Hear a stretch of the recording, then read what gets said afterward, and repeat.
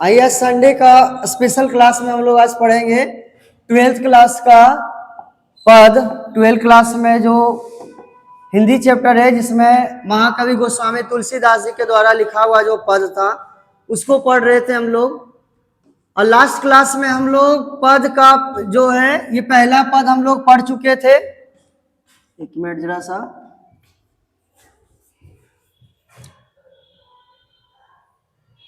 हम लोग महाकवि गोस्वामी तुलसीदास जी के बारे में पढ़ चुके थे। उसके बाद ये जो पहला पद है ये पढ़ चुके थे क्लास में। अब इसके बाद जो आ रहा है ये है सेकेंड पद।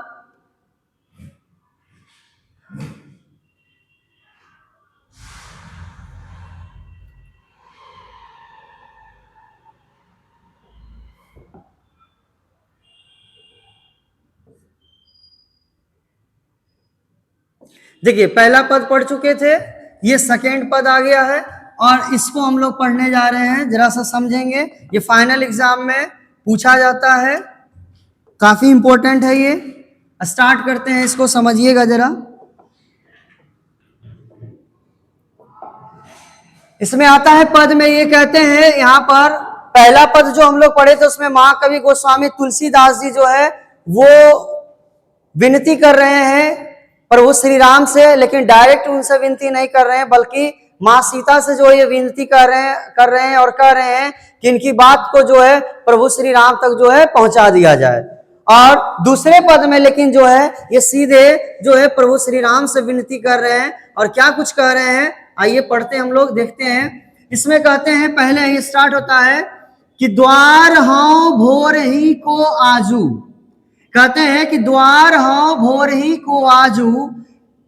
महाकवि गोस्वामी तुलसीदास जी कहते हैं कि भोर भोर भोर अर्थात सुबह सुबह ही, समझिएगा, कहते हैं सुबह सुबह ही मैं आपके द्वार पर आ गया हूं। महाकवि गोस्वामी तुलसीदास जी ये प्रभु श्री राम जी से ये कह रहे हैं, ये कहते हैं कि सुबह सुबह ही यानी भोरे भोर यानी सुबह सुबह ही मैं आपके द्वार पर आ गया हूं। रटत रिरिहा आरी और ना कौरही ते काजू। कहते हैं रटत रिरिहा आरी, आरी का मतलब होता है अरान। आरी का मतलब यहाँ देखेंगे शब्दार्थ लिखा हुआ आश्रय या अरान।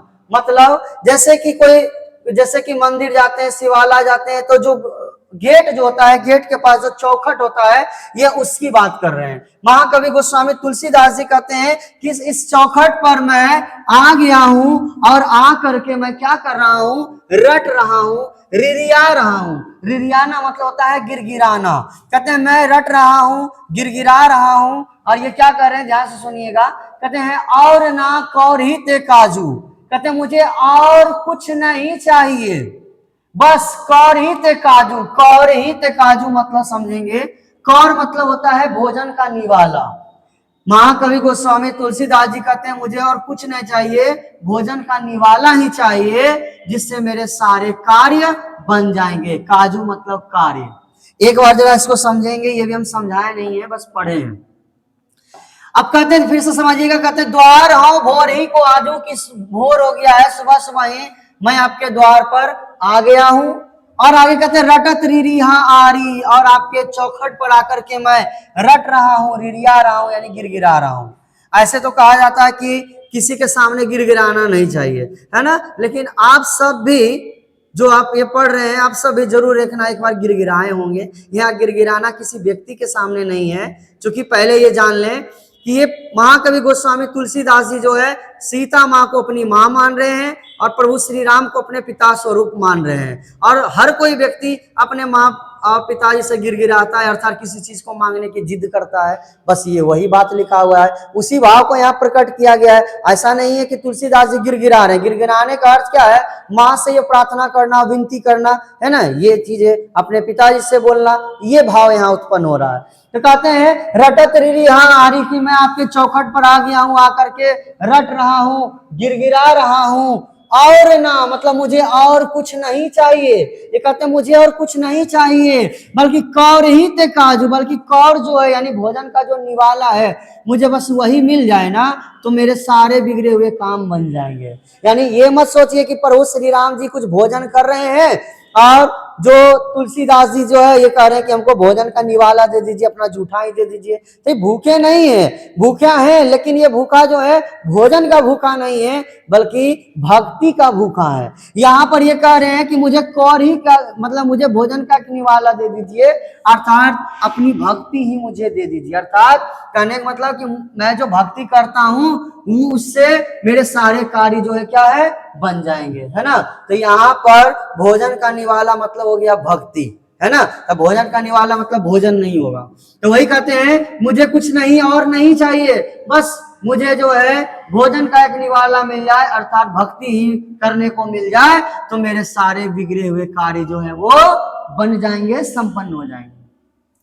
आगे ये कहते हैं कली कराल, ये बहुत ही बेहतरीन लाइनें समझेंगे, और ये लाइन से ना समाज के लोगों को संदेश दे रहे हैं, समाज के लोगों को ये बात बता रहे हैं और ये कुछ सीखने को कह रहे हैं। ये कहते हैं कि कली कराल दुकाल दारुन, अच्छा समझेंगे। यहाँ कली आप देखेंगे इधर साइड शब्दार्थ से लिखा हुआ है, कली का मतलब होता है कलयुग, देखेंगे कली का मतलब कलयुग। कराल, कराल का मतलब होता है भीषण या कठिन, और दुकाल, दुकाल काल मतलब होता है समय, और दुकाल दु मतलब हो गया यहाँ बेकार या फिर बहुत ही बुरा, यानी कि बुरा समय। दुकाल मतलब हो गया बुरा समय, देखेंगे यहाँ बुरा समय। दारुण लिखा हुआ, दारुण मतलब भयानक या असह्य, जिसको सहा नहीं जा सकता है। अच्छा समझेंगे। ये कहते हैं कली कराल दुकाल दारुण, इस लाइन से कवि महाकवि गोस्वामी तुलसीदास उस समय की वर्णन कर रहे हैं। ये कहते हैं कि घोर कलयुग है, कली कराल मतलब घोर कलयुग है, यानी भीषण कलयुग मतलब घोर कलयुग है। दुकाल दारुण, दुकाल दारुण का मतलब क्या हुआ, दुकाल दारुण मतलब बुरा समय चल रहा है। कहते हैं कलयुग का समय आ गया, घोर कलयुग है, और कहते हैं क्या घोर कलयुग आ गया है और बहुत ही बुरा समय चल रहा है। सब कुभाती कुसाजू, सब के सब कुभाती कुसाजू, कुभाती का मतलब बुरी तरीके से, और कुसाजू मतलब होता है दुर्गति ग्रस्त, कुसाजू मतलब दुर्गति ग्रस्त होता है। इसका मतलब क्या हुआ, कहते हैं कि सब के सब जो है इस बुरा समय से ग्रसित हैं। समझे नहीं होंगे तो एक बार जरा इसको फिर से समझेंगे। यहाँ पर महाकवि गोस्वामी तुलसीदास जी जो है वो उस समय का समाज का वर्णन करते हैं, कहते हैं कि घोर कलयुग आ गया है, बहुत ही बुरा समय चल रहा है, और इस बुरा समय से और इस घोर कलयुग से सिर्फ हम और आप ग्रसित नहीं हैं, सिर्फ हम और आप प्रभावित नहीं हैं, बल्कि सब के सब पूरा समाज सब के सब जो है वो इस बुरा समय से जो है वो प्रभावित है। आगे कहते हैं नीच जन मन ऊंच, बहुत बेहतर लाइन है, समझेंगे। कहते हैं नीच जन मन ऊंच जैसी कोढ़ में की खाजू। इस लाइन को समझने से पहले जरा एक एग्जांपल देते हैं, सुनिएगा। जैसे कि आप देखते होंगे बचपन में जब आप 8-10 साल के उम्र के लगभग रहे होंगे, यानी 10 साल से नीचे के रहे होंगे, तो खेलने कूदने में ऐसा जरूर हुआ होगा कि भी हाथ जो है पता चलता है छिला गया होगा गिर के, कभी ठेहुना छिला गया होगा, ऐसा होता है। तो मान के रखिए अगर हाथ छिला गया हो तो कोई मलहम पट्टी ऐसा कुछ नहीं करते हैं, वो ऐसे ही हाथ झाड़ लिए, खेलते हुए 1-2 दिन में ठीक हो जाता है। 1-2 दिन में आप देखेंगे कि वहां पर खट्टी बैठ जाता है, और धीरे धीरे जैसे समय बीतता है वैसे वैसे जो है ये सूखते जाता है, और जैसे ही ये सूखता है, जैसे जैसे ये सूखता है वैसे वैसे इसमें नोच नहीं लगता है, और हम जानते हैं कि इसको नोचेंगे तो खट्टी कवर जाएगा, फिर से ब्लड आ जाएगा, लेकिन फिर भी हम उसको नोचते हैं और नोच करके उसको हटा देते हैं, क्योंकि नोचने में बड़ा अच्छा लगता है ना। बस वैसे ही है समाज में जो लोग होते हैं, वैसे ही है, कोई ऐसा व्यक्ति नहीं है जो ये नहीं जानते हैं कि चोरी जो है, बेईमानी जो है, जो ये सभी काम है, ये सब गलत काम है, सब लोग जानते हैं, लेकिन फिर भी समाज में ऐसा होता है ना। तो बस वही बात कहते हैं कि समाज के जो लोग हैं कर्म अच्छे नहीं कर रहे हैं, यानी कर्म जो है वो अच्छे नहीं कर रहे हैं, लेकिन फल सोच रहे हैं उसको बड़ा अच्छा मिलेगा, क्योंकि कर्म तो सबसे बड़ा है ना। कहते हैं कर्म जो है ये नहीं सोचते हैं कि कर्म कैसा कर रहे हैं हम, है ना। अब 100 रुपया का बेईमानी करके 2 रुपया का पता चल रहा है दान कर रहे हैं, तो वो दान नहीं होगा। कोई गंगा नहा रहे, कोई क्या करे, नहीं, वो सब वो काम नहीं देगा। कहते हैं क्या है कि कर्म, कहते हैं नीच जन, लोग जो है वो नीच जन है, लेकिन मन उनका ऊंचा है। वही है, कर्म अच्छे नहीं कर रहे हैं, लेकिन फल जो है प्राप्त करने का सोच रहे कि हम पुण्य ही पुण्य कमा रहे हैं, यही चीज कहना चाह रहे हैं। कहते हैं जैसे कोढ़ में की खादू, ठीक उस प्रकार से जैसे कि किसी व्यक्ति को अगर कोढ़ हो जाता है तो उसको पता रहता है कि अगर इसमें नोचनी हो रहा है, अगर हम नोचेंगे तो ये कोढ़ मेरा और बढ़ेगा, फिर भी वो नोचते हैं। वैसे ही समाज के लोग हैं, जानते हैं कि हम अच्छा अगर खराब काम करेंगे तो हमारे साथ खराब ही होगा, फिर भी वो काम वो करते हैं। और जानते हैं कि अच्छा कार्य करेंगे, अच्छे कर्म करेंगे तो हमारे साथ अच्छा होगा, फिर भी वो नहीं कर पा रहे। तो वही कह रहे हैं कि ये घोर कलयुग है और बहुत ही बुरा समय चल रहा है, और इस बुरा समय से सिर्फ हम और आप ग्रसित नहीं है, बल्कि सब के सब लोग जो है इससे ग्रसित हैं। कहते हैं नीच जन मन ऊंच, कहते हैं लोग जो हैं वो नीच जन है, लेकिन मन उनका ऊंचा है, मन उनका ऊंचा है, यानी कर्म अच्छे नहीं कर रहे हैं लेकिन फल ज्यादा प्राप्त करने का कोशिश कर रहे हैं। आगे कहते हैं ये हरि हिय में सदैव बुझियो जाई साधु समाजू। यहां ध्यान दीजिएगा जरा, हम पूछेंगे इसके बाद पढ़ाने के बाद। कहते हैं हरि हिय में सदैव बुझियो जाई साधु समाजू। कहते हैं हरि हिय में, हिय मतलब होता है हृदय, ध्यान समझिए। कहते हैं हिय मतलब होता है हृदय, और हरि मतलब होता है जो मन में दुख है उसको हरि कहते हैं। हरि मतलब हृदय की पीड़ा। कहते हैं हरि हिय में, यानी हृदय में जो दुख है, जो पीड़ा है, बुझियो जाई साधु समाजू, इसको बुझने के लिए मैं जा पहुंचा कहां, साधु समाज के पास। मतलब क्या समझिएगा, बहुत अच्छा लाइन है। कहते हैं कि पहले का जो युग था, पहले का जो समय था, उसमें अगर किसी को कोई समस्या आता था, राजा महाराजा तक को भी अगर समस्या आता था कुछ जीवन में, ऐसी बातें जो उनको समझ नहीं आती थी, तब वो क्या करते थे, तो ऋषि मुनि और संतों के पास जाते थे, उनको अपना समस्या समझाते थे और उनको बोलते थे कि हमारा इस समस्या का समाधान कैसे होगा। तो ऋषि मुनि संत जो है वो उनकी समस्या का समाधान बताते थे, क्योंकि ऋषि मुनि संत ये सब जो है बहुत ही ज्ञानी होते थे। राजा महाराजा उनके चरणों में पड़े रहते थे, है ना। बस उसी बात को यहाँ जिक्र कर रहे, कहते हैं कि हरि हिय में सदैव बुझियो जाई, कि इस हृदय में जो पीड़ा है, जो दुख है, इसको मैं बुझने के लिए, समझने के लिए कि आखिर ये पीड़ा, ये दुख जो हमारे मन में क्यों है और इसका निवारण कैसे होगा, इस बात को जानने के लिए मैं जा पहुंचा साधु समाज के पास, है ना, साधु संतों के पास जा पहुंचा। कहते मोहू से कहू कतहु कोऊ, कहते मेरे से कितना भी कोई कुछ बोले, मतलब जितने भी साधु संत थे इनको सब लोग कुछ ना कुछ बोले। जो साधु समाज के पास गए वहां पर बहुत सारे साधु संत हैं, सब लोग इनको कुछ ना कुछ राय विचार दिए, सलाह दिए, लेकिन सब के सब में एक चीज कॉमन था कि सब लोग एक बात बोले थे, क्या, कि तिन्न कहियो कौशल राजू, कि अगर आपके मन में कोई समस्या है, कोई दुख है, तो उसका निवारण एक ही व्यक्ति कर सकते हैं। वो कौन, तो कहते हैं आपको जो भी कहना है तिन्न कहियो, जो भी आपको कहना है वो कहिए जाकर के, लेकिन किसको, मुझे नहीं, कौशल राजू यानी कौशल्या के राजकुमार को।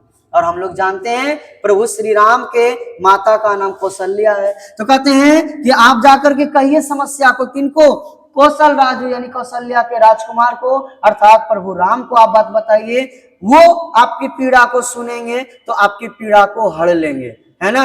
यही बात ये कहना चाहते हैं। कहते हैं हरि हिय में सदैव बुझियो जाई साधु समाजू, कि मेरे मन में जो पीड़ा है उसको समझने के लिए मैं जा पहुंचा साधु समाज के पास। और वहां गए तो वहां पे कहते हैं कि मोहू से कहू कतहु कहू, मेरे से बहुत सारे साधु संत ने कुछ भी कहा, बहुत सारी बातों को कहे, लेकिन सब में एक चीज कॉमन क्या था, कहते तीन कहियो कौशल राजू, की सभी ने कहा ये चीज की जो भी आपके मन की व्यथा है वो कहिए, किससे, कौशल्या के राजकुमार से, अर्थात प्रभु राम से। वही आपका जो है वो हर सकते हैं आपकी पीड़ा को। कहते हैं दीनता दारिद दलय को बर कृपा बारिधि बाजू। अच्छा समझिए, बहुत अच्छा लाइन है। कहते हैं दीनता दारिद दलय, मतलब इसका क्या हुआ समझिएगा जरा सा। ये कहते हैं, आप एक बार देख लीजिए जरा सा, उसका शब्दार्थ क्या है समझिएगा। कहते हैं ये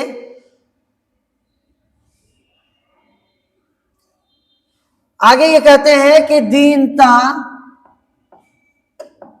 कहते हैं दीनता दारिद दलय को कृपा बारिधि बाजू। यहां पर इस पंक्ति से जो है महाकवि गोस्वामी तुलसीदास जी जो है ये विनती कर रहे हैं प्रभु श्री राम से। ये कहते हैं कि दीनता दारिद, कि मेरी जो दीनता है यानी जो गरीबी है और मेरी जो दरिद्रता है, दलय, कहते हैं दीनता दारिद दलय को कृपा बारिधि बाजू, यानी कृपा बरसा करके, कृपा बारिधि मतलब कृपा बरसा करके, कृपा करके, बाजू मतलब अलग करना। ऐसा सुने होंगे ठेठ भाषा में बोलते हैं कि जरा बाजू हट जाओ, यानी अलग करना। तो ये कह रहे हैं कि दीनता दारिद दलय, कि मेरी जो दीनता है यानी जो मेरी जो गरीबी है, मेरी जो दरिद्रता है, उसको क्या कृपा करके जो है अलग कर दीजिए। अर्थात मेरी जो दीनता है, मेरी दरिद्रता जो है, उसको समाप्त कर दीजिए, कृपा करके उसको समाप्त कर दीजिए। ये विनती कर रहे हैं प्रभु श्री राम से। आगे कहते हैं दानी दशरथ राय के तो बान इत सिरताजू। आगे ये कहते हैं कि दानी दशरथ राय के, कहते हैं चूंकि आप जो हैं वो गरीबी का, दरिद्रता का जो है हरने वाले हैं, कृपा करके हरने वाले हैं, और बहुत ही उम्मीद है कि आप जो है हमारी दीनता का, दरिद्रता का जो है निवारण कर देंगे, है ना। और ये कहते हैं चूंकि आप दीनता और दरिद्रता को दूर कर देते हैं, इसलिए तो कहते हैं दानी दशरथ राय के तू बानित सिरताजू, मतलब आप दानी दशरथ राय अर्थात इनके पिता जो है ना राजा दशरथ, कहते हैं दानी दशरथ के आप इसलिए तो बन बैठे हैं क्या, सिर के ताज। मतलब कहते हैं ना कि कोई पुत्र अगर बहुत अच्छा काम करता है तो उनके पिताजी का भी मान सम्मान बढ़ता है, बस वही बात है। कहते हैं आप चूंकि गरीब के गरीबी का निवारण करते हैं, है ना, इसलिए करके आप जो दानी दशरथ, जो राजा दशरथ हैं, उनके सिर के ताज बन बैठे हैं, बन गए हैं। अंतिम पंक्ति में ये कहते हैं कि जन्म को भूखो भिखारी हूं, जन्म को भूखो भिखारी हूं गरीब निवाजू। कहते हैं महाकवि गोस्वामी तुलसीदास जी कि मैं जन्म को, मतलब जन्म जन्म का मैं भूखा हूं, भिखारी हूं। कहते ध्यान सुनिए, अंतिम पंक्ति में महाकवि गोस्वामी तुलसीदास जी कहते हैं जन्म को भूखो भिखारी हूं गरीब निवाजू। कहते हैं मैं जन्म जन्म का भूखा हूं, भिखारी हूं, मेरे गरीबी का निवारण कीजिए, मेरे गरीबी को दूर कीजिए, ऐसा ये कह रहे हैं, प्रभु श्री राम से प्रार्थना कर रहे हैं। और अंतिम पंक्ति में आपको समझ में आ जाएगा ये कहना क्या चाहते हैं। कहते हैं कि पेट भरी तुलसी ही जेवाइए, ध्यान दीजिएगा, जेवाइए मतलब भोजन कराना। कहते हैं पेट भरता है मेरा, कैसे, मेरा मतलब तुलसी जी का, तुलसीदास जी का। कहते हैं तुलसीदास जी कहते हैं कि मेरा जो पेट भरता है वो अच्छा अच्छा भोजन करा करके। अच्छा अच्छा भोजन क्या इनको कराते हैं, इनके अच्छा भोजन कहने का अर्थ हुआ भक्ति सुधा सुनाजू। सुधा मतलब अमृत, कहते हैं अमृत समान जो भक्ति है, अमृत समान जो भक्ति है उसी को करके, उसी को सुन के, उसी को करके जो है इनका पेट भरता है।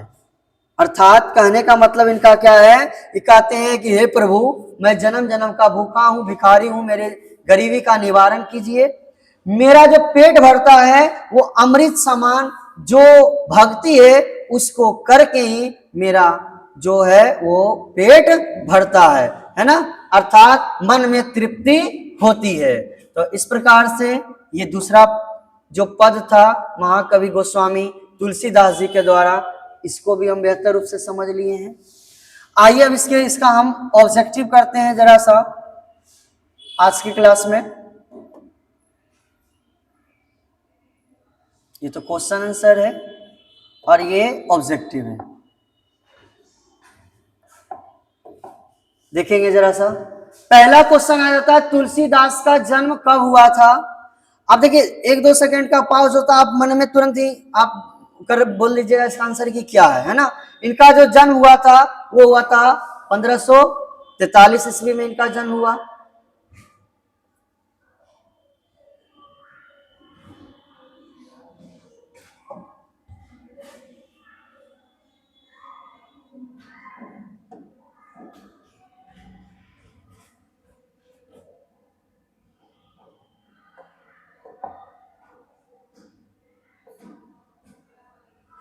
आगे कहते हैं तुलसीदास की मृत्यु कब हुई थी, आप बता सकते हैं इसमें। इनकी मृत्यु 1623। कहते हैं तुलसीदास की, देखेंगे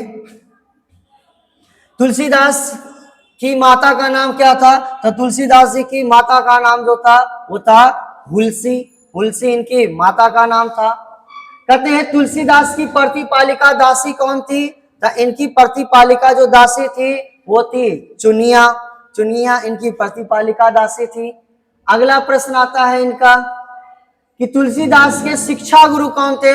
शिक्षा गुरु जो थे वो थे शेष सनातन, और इनके दीक्षा गुरु थे नरहरि दास। ये भी प्रश्न आएगा। भरत भये ठाढ़े कर जोड़ी प्रसिद्ध पद, ये किसकी रचना है, तो ये महाकवि गोस्वामी तुलसीदास की रचना है। आंसर सी हो जाएगा। गोस्वामी जी को किसका अवतार माना गया है, ये बहुत ही इंपॉर्टेंट प्रश्न है कि महाकवि गोस्वामी तुलसीदास जी को महर्षि वाल्मीकि का अवतार माना गया है ना। तुलसीदास जी कैसे कवि माने जाते हैं, ये भी एक इंपॉर्टेंट क्वेश्चन है और ये प्रश्न फाइनल एग्जाम में पूछा गया है। इनको माना गया है समन्वयवादी, यानी विभिन्नताओं के बजाय समानताओं का गुण इनके अंदर था, इसलिए करके इनको समन्वयवादी कवि कहा जाता है। अगला प्रश्न है रामचरितमानस की भाषा क्या है। रामचरितमानस जो है इसकी भाषा जो है वो है अवधी। ये अवधी भाषा में लिखा हुआ है रामचरितमानस। रामचरितमानस का प्रधान रस क्या है, इनका प्रधान रस है भक्ति रस। ये इनका जो रामचरितमानस का प्रधान रस जो है वो भक्ति रस है। अगला प्रश्न है तुलसीदास की रचना कौन सी है, कौन सा ये लिखे हैं, तो ये लिखे हैं पद। पद लिखे हैं। मानस यानी कि मानस बोल सकते हैं या रामचरितमानस। कहते हैं रामचरितमानस जो है इसका रचना समय जो है क्या है, इनका रचना समय जो है वो संवत 1631। संवत मतलब जो हिंदी के अनुसार से जो कैलेंडर चल रहा है, भारत का कैलेंडर के अनुसार से संवत 1631, और जो अंग्रेजी का कैलेंडर है उस अनुसार से 1574 ईस्वी में। तुलसीदास का जन्म कहाँ हुआ था, तो इनका जन्म राजापुर बांदा उत्तर प्रदेश में इनका जन्म हुआ था। काशी में कितने वर्ष रहकर तुलसीदास जो है अध्ययन किए थे, तो 15 वर्षों तक रह करके ये अध्ययन किए थे। तुलसीदास को शिक्षा कहां से मिली थी, तो चारों वेद, षट दर्शन, इतिहास, पुराण, स्मृतियां, काल, उपर्युक्त सभी को पढ़ करके जो है इनको शिक्षा प्राप्त हुई थी। तुलसीदास ने घर का परित्याग क्यों किया था, ये बहुत इंपॉर्टेंट प्रश्न है। इनकी पत्नी जो कि रत्नावली थी, इनको फटकार लगाई और फटकार के कारण जो है ये जो है घर का परित्याग कर दिए थे। तो आंसर क्या हो जाएगा, पत्नी के फटकार के कारण। अगला प्रश्न है तुलसीदास तथा उनके स्वामी कहाँ निवास करते थे, यानी उनके स्वामी मतलब उनके गुरुजी, तो वो रहते थे काशी में। काशी में 15 वर्षों तक रह के शिक्षा प्राप्त किए थे। निम्नलिखित में रामचरितमानस क्या है, तो ये जो है एक महाकाव्य है। ये भी इंपॉर्टेंट प्रश्न है। अगला था तुलसीदास का व्यक्तित्व कैसा था, तो तुलसीदास जी का व्यक्तित्व का मतलब पर्सनालिटी इंग्लिश में कहते हैं। इनका व्यक्तित्व जो था वो विनम्र, मृदुभाषी, गंभीर और शांत स्वभाव के थे, यानी उपर्युक्त सभी हो जाएगा। आगे कहते हैं तुलसीदास के पिता का नाम क्या था, तो तुलसीदास के पिता का नाम था आत्माराम दुबे, और आत्माराम दुबे कहीं पर भी ऑप्शन में नहीं है, इसलिए हो जाएगा इनमें से कोई नहीं। कहते तुलसीदास के दीक्षा गुरु कौन थे, इनके दीक्षा गुरु जो थे वो थे नरहरि दास। अगला प्रश्न है तुलसीदास की रचना इनमें से कौन है, तो ये कौन क्या लिखे हैं, ये लिखे विनय पत्रिका। दो ऐसा था जो कि बहुत इंपॉर्टेंट था, एक रामचरितमानस और दूसरा विनय पत्रिका, ये भी लिखे हैं तुलसीदास। तुलसीदास का सर्वश्रेष्ठ महाकाव्य कौन सा है, ये साइंस और कॉमर्स 2023 में ही पूछा हुआ प्रश्न है। तो तुलसीदास का सर्वश्रेष्ठ महाकाव्य माना जाता है रामचरितमानस को, है ना। आगे हिंदी का समन्वयवादी, देखिए प्रश्न आ गया, अभी किए थे इसको। हिंदी का समन्वयवादी कवि किसको कहा जाता है, तुलसीदास जी को कहा जाता है।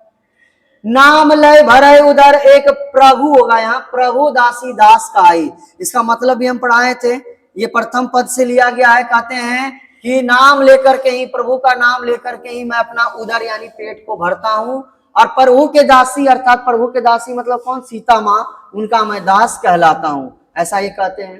तो कहते हैं यह पंक्ति किस शीर्षक कविता से है, कॉमन सी बात है, तुलसीदास के पद से है। ये गीतावली किसकी रचना है? तो गीतावली जो है ये तुलसीदास की रचना है। आप देख रहे होंगे ये पूछा हुआ प्रश्न है सब। लिखा हुआ गोस्वामी तुलसीदास हिंदी के कैसे महाकवि माने जाते हैं? तो जातीय महाकवि। ये भी बहुत ही वीवीआई क्वेश्चन है, पूछा जा चुका प्रश्न है कि महाकवि गोस्वामी तुलसीदास जी जो थे वो हिंदी के कैसे कवि महाकवि माने जाते हैं? तो जातीय महाकवि। ठीक है। बरवई रामायण किनकी रचना है? बरवई रामायण जो है ये रचना है तुलसीदास की रचना है। तुलसीदास की पत्नी का नाम क्या था? रत्नावली। और रत्नावली नाम था जो कि इनको डांट फटकार की थी, जिनके कारण कि ये बाद में सन्यासी बन गए थे, घर का त्याग कर दिए थे। तुलसीदास का बचपन यानी बचपन का नाम या मूल नाम इनका क्या था? राम बोला। इनका मूल नाम जो था वो राम बोला था। बाद में ये महाकवि गोस्वामी तुलसीदास के नाम से ये फेमस हो गए, है ना। कवितावली के रचनाकार कौन है? तो महाकवि गोस्वामी तुलसीदास। विनय पत्रिका की भाषा क्या है? तो विनय पत्रिका जो लिखा हुआ है वो भी अवधी भाषा में लिखा हुआ है। तुलसीदास की माता का नाम क्या था? इनकी माता का नाम जो था वो था, क्या नाम था? हुलसी, है ना। तुलसीदास कैसे कवि माने जाते हैं? तो तुलसीदास जी जो माने जाते हैं समन्वयवादी, समन्वयवादी कवि माने जाते हैं। इस तरीके से इनका इस चैप्टर का पूरा ऑब्जेक्टिव भी कंप्लीट कर लिए हैं। आई होप कि बेहतर उससे ये समझ में आया ही होगा। इसका क्वेश्चन आंसर भी है।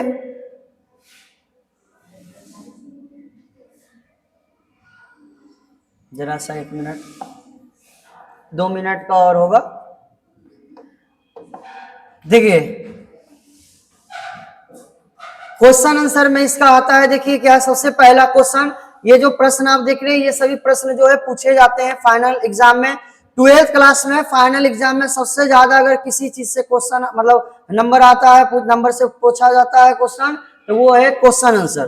क्वेश्चन आंसर से सबसे ज्यादा क्वेश्चन पूछा जाता है। ठीक है।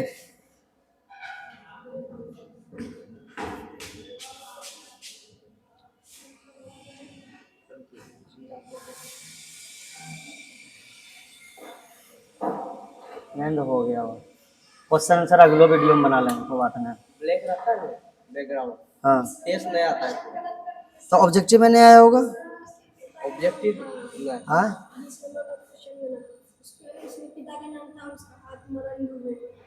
अरे भैया नहीं तुम जा